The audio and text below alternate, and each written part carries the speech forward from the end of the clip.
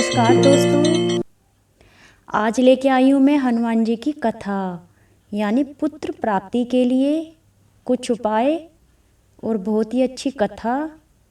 जिनको संतान नहीं है उनके लिए भी और जो पुत्र चाहते हैं उनके लिए भी। जब कोई भक्त हनुमान जी को सच्चे मन से याद करता है तब हनुमान जी आसानी से उस पर प्रसन्न हो जाते हैं। हनुमान जी को खुश करने के लिए उनकी विशेष जो कृपा होती है उसको पाने के लिए नियम और कार्य हैं। हर दिन भगवान श्री हनुमान जी की मूर्ति का मंदिर में जाकर दर्शन करना चाहिए।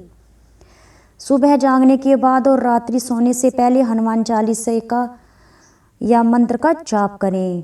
इस दिन में कम से कम एक बार हनुमान चालीसा पूर्ण ध्यान से समझते और पढ़ते जाएं। यदि हो सके तो मंगलवार को पूर्ण रूप से मांसाहारी खाना मादक पेय त्याग दें। अगर जो आप कर सकते हैं तो अपने जीवन में कभी भी इन बुरी चीज़ों को हाथ ना लगाएं। खाना पीना तो अलग की बात है, अगर जो आप हनुमान जी की कृपा चाहते। हनुमान भक्त को श्री राम और माँ जानकी की भी पूजा करनी चाहिए। हो सके तो मंगलवार और शनिवार को हनुमान जी का व्रत करना चाहिए। हर मंगलवार और शनिवार को व्रत करना चाहिए और हनुमान जी मंदिर में बालाजी की मूर्ति पर लाल सिंदूर चढ़ाना चाहिए और बाद में जनेऊ पहनानी चाहिए। फिर उन्हें गुड़ चना केले का प्रसाद चढ़ा दे और बानरों को यह प्रसाद ज़रूर खिलाना चाहिए। इस तरह इन बातों का ध्यान और पालन करते हुए बालाजी महाराज की विशेष कृपा के आप पात्र बन सकते हैं। समर्पण और धैर्य की उचित कुंजी है हनुमान कृपा द्वार खोलने के लिए। और सबसे बड़ी बात यह है कि हनुमान जी को कलयुग के देवता माना जाता है। पुत्र प्राप्ति के लिए हनुमान जी की एक कहानी जरूर सुनिए।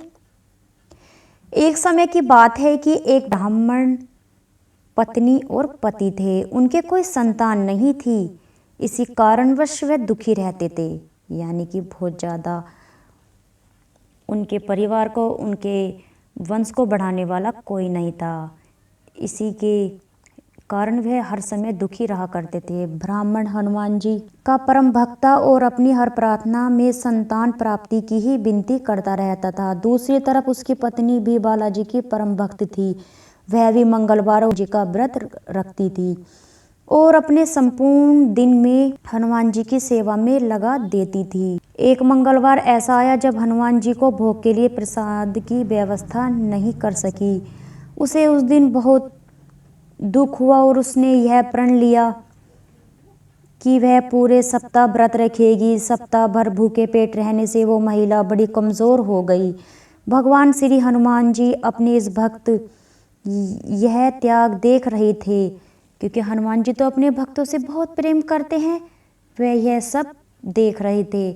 अब उनसे भी रहा न गया। उन्होंने उस महिला को बालक के रूप में दर्शन दिए। महिला उस बालक के चरणों में गिर गई और वह समझ चुकी थी कि यह बालक कोई और नहीं है, मेरे हनुमान जी हैं, जिनकी मैं पूजा अर्चना करती हूँ। बालक हनुमान ने उन्हें आशीष के रूप में एक पुत्र दिया, जिसका नाम उस महिला ने मंगल रखा। उसके बाद हनुमान जी भी अदृश्य हो गए। शाम को जब ब्राह्मण घर आया तो उसने देखा उनके घर के आंगन में कोई बालक खेल रहा है। ब्राह्मण पत्नी ने अपनी आप बीती और हनुमान जी की कृपा के बारे में ब्राह्मण जी को बताया, परंतु उसके पति को उस पर तनिक भी विश्वास नहीं हुआ। तो उस बच्चे से नफरत करने लगे और मन ही मन उसे मारने की योजना बनाने लगे। एक दिन उसने देखा कि मंगल कुआं, जो पहले के समय में क्या होता था कि कुएं होते थे, कुएं तालाब यही होता था। तो कुएं पर पानी खींचने जा रहा था। तो ब्राह्मण उसके पीछे पीछे गया और मौका मिलते ही मंगल को धक्का देकर कुएं में धकेल दिया।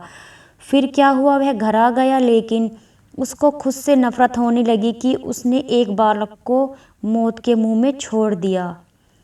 उसे खुद से इतनी गलानी हुई कि वो अपनी पत्नी के सामने भी नहीं आ सकता था। इसी के कारण उसने घर छोड़ने का निर्णय ले लिया। वह मन ही मन सोचने लगा कि मैं अब घर छोड़ दूंगा। मंगल उसके सामने आ गया। ब्राह्मण को अपनी आंखों पर यकीन नहीं हो रहा था। रात्रि में हनुमान जी ने ब्राह्मण को सपने में दर्शन दिए और बोला, अपनी पत्नी की बात पर विश्वास करो, यकीन करो, वह सत्य बोल रही है। तब ब्राह्मण को महसूस हुआ कि उसने गलती की है और उसने अपनी पत्नी से माफ़ी मांगी और फिर वह खुशी खुशी अपने मंगल पुत्र के साथ रहने लगा। इस तरह हनुमान जी ने ऐसे इस ब्राह्मण जोड़े को अपना आशीष दिया। वैसे ही सभी भक्तों पर आशीष बनाए रखना हनुमान जी, कहानी सुनने वाले और कहने वालों पर अपना आशीर्वाद बनाए रखना।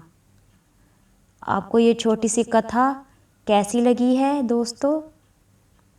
कथा अच्छी लगी है, वीडियो अच्छी लगी है, कुछ भी अच्छा लगा है तो चैनल को सब्सक्राइब कीजिएगा, लाइक कीजिएगा, शेयर कीजिएगा। तो मिलते हैं ऐसी ही एक नई जानकारी, नए टॉपिक के साथ। तब तक के लिए धन्यवाद।